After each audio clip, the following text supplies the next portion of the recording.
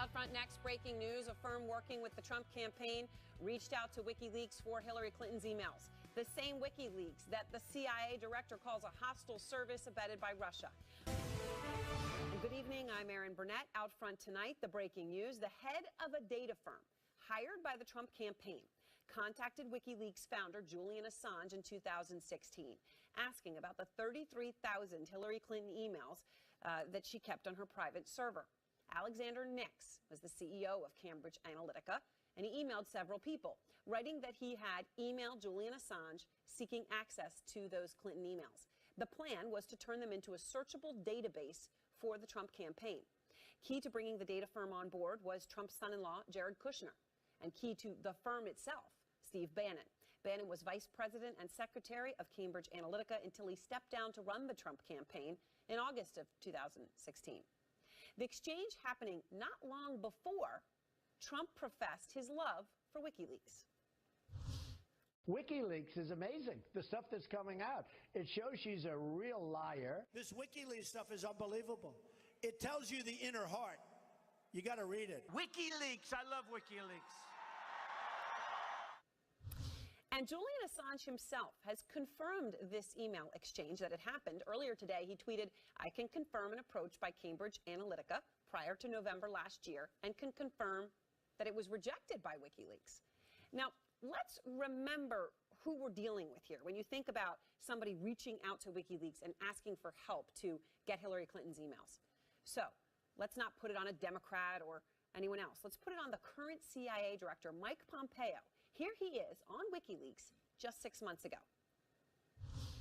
It's time to call out WikiLeaks for what it really is: a non-state hostile intelligence service often abetted by state actors like Russia.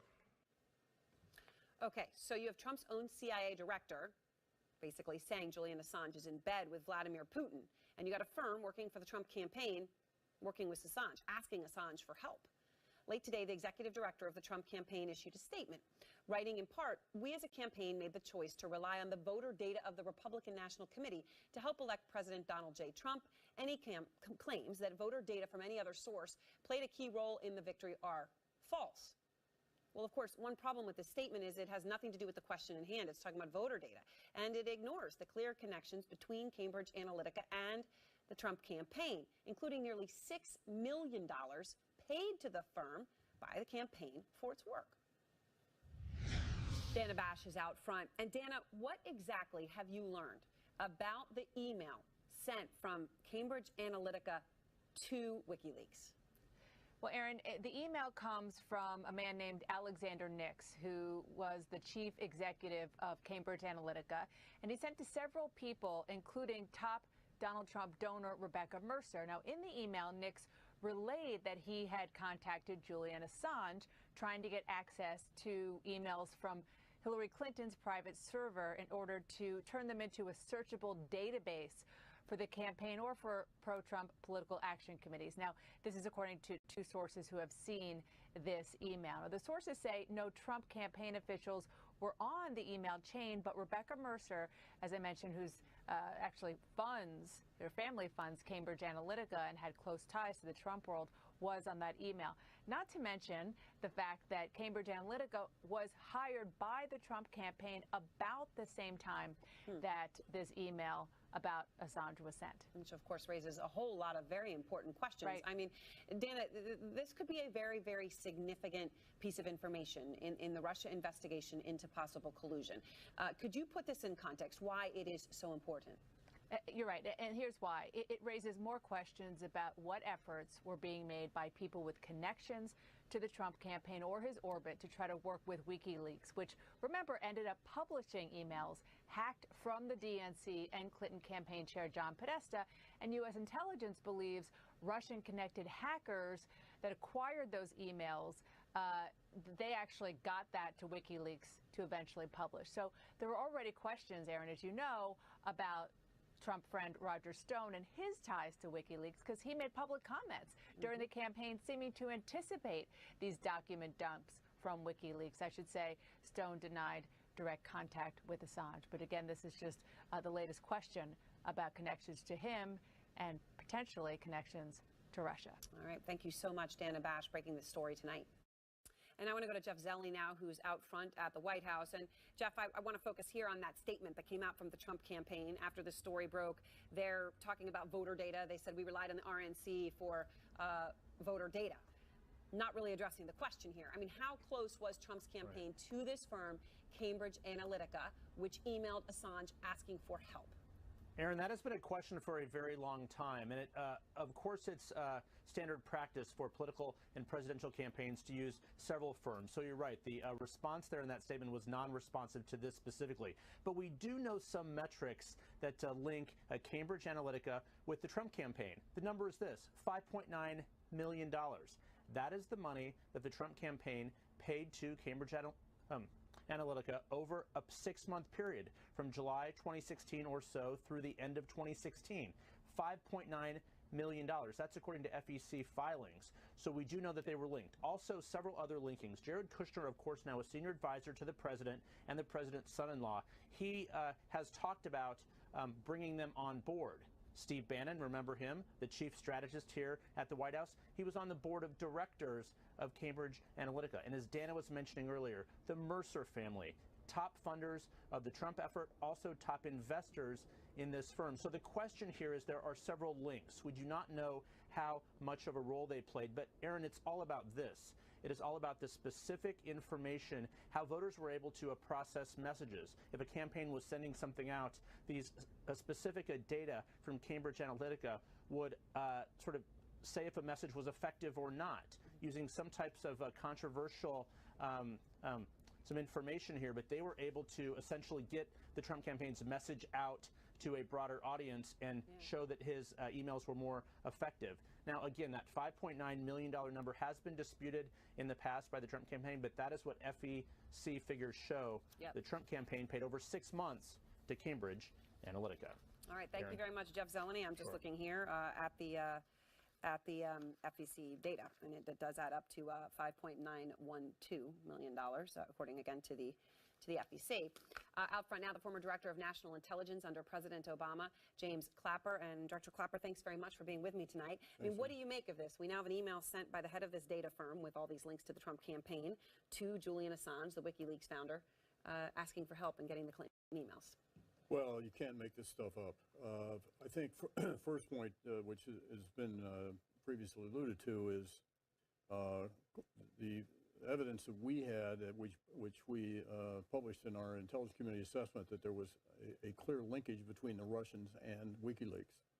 And the source of the emails that were purloined from the DNC, to include John Podesta's, were from the Russians.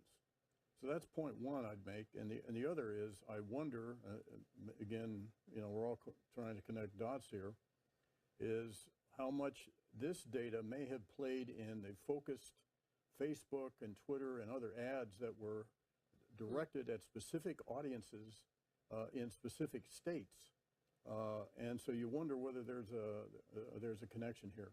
It's clear that when we did our effort in January, that we were just touching the top of the iceberg as we get more fidelity on this as time goes on. I mean, so, you know, when you hear the current CIA director, Mike Pompeo, who is a big proponent of his boss's policy, and he's very clear about that, he has clearly linked WikiLeaks to Russia. We just heard him there doing that. He is not mincing around this. He's not dancing around it. He's very clear. This is one case where I completely agree with Director Pompeo about how his characterization of WikiLeaks as a non-nation state hostile intelligence service, and that's what they are. So given that, and you've got this email from a firm working for the Trump campaign. They paid $5.9 million there. Steve Bannon was a former director. Top donor was a funder. Jared Kushner had wanted to hire them. This email included the top donor to the Trump campaign on it. Does this move you any closer to thinking there was collusion between the Trump campaign? Well, it's certainly suggestive. I don't know that this in and of itself is a smoking gun, but it is clearly indicative of some connection here between the Russians and via WikiLeaks and the Trump campaign. So, you know, the Trump campaign, you heard their response. They came out and said they relied on the RNC for voter data, which sort of is a separate point, kind of putting out a separate point, trying to deny it without actually addressing it.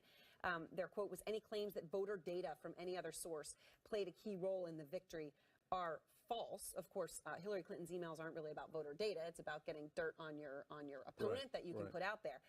What do you make, though, of this very quick attempt to distance themselves without addressing the actual fact? Well, that's almost smacks of thou dost protest too much here. The very quick statement that really is a diversion or deflection somewhat from the real issue. So, again, it at least in my mind, kind of heightens the suspicion. So, we're also learning amidst all of this, Trump has been very happy today about the news that we've learned, that the Clinton campaign paid for part of the dossier that was about collusion between the Trump campaign and Russia and included salacious accusations against the president himself. We know that some of the allegations in that dossier have been corroborated by intelligence. And when you were a DNI, you knew that some of these things had happened, particularly conversations between foreign nationals that were in the dossier.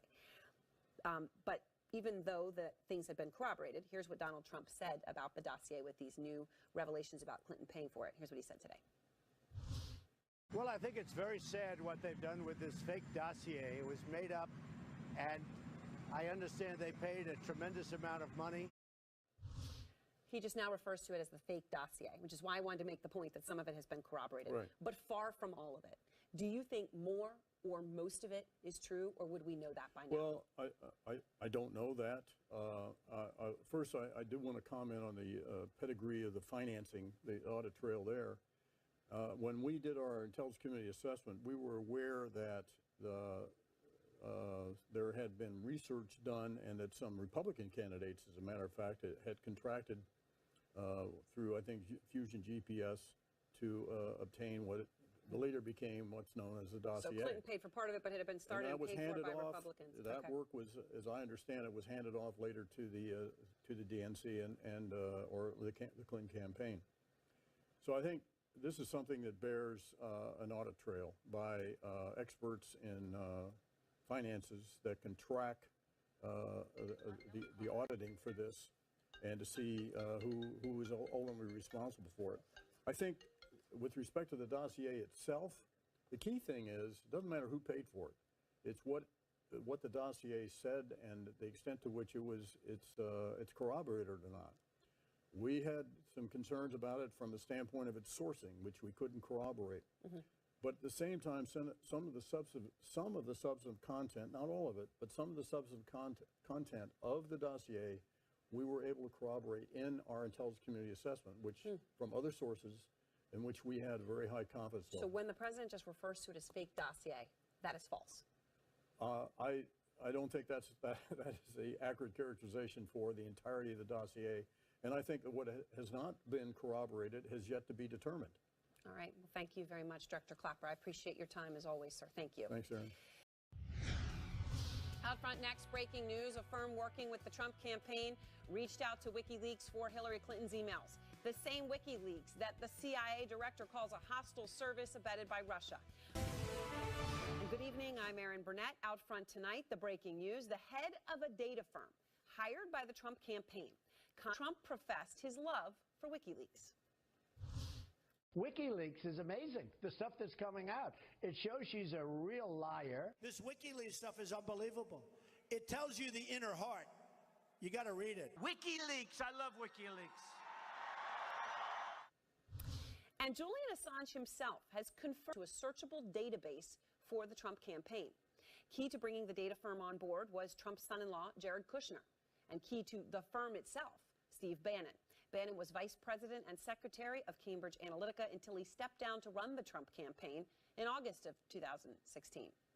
The exchange happening not long before contacted WikiLeaks founder Julian Assange in 2016, asking about the 33,000 Hillary Clinton emails that she kept on her private server.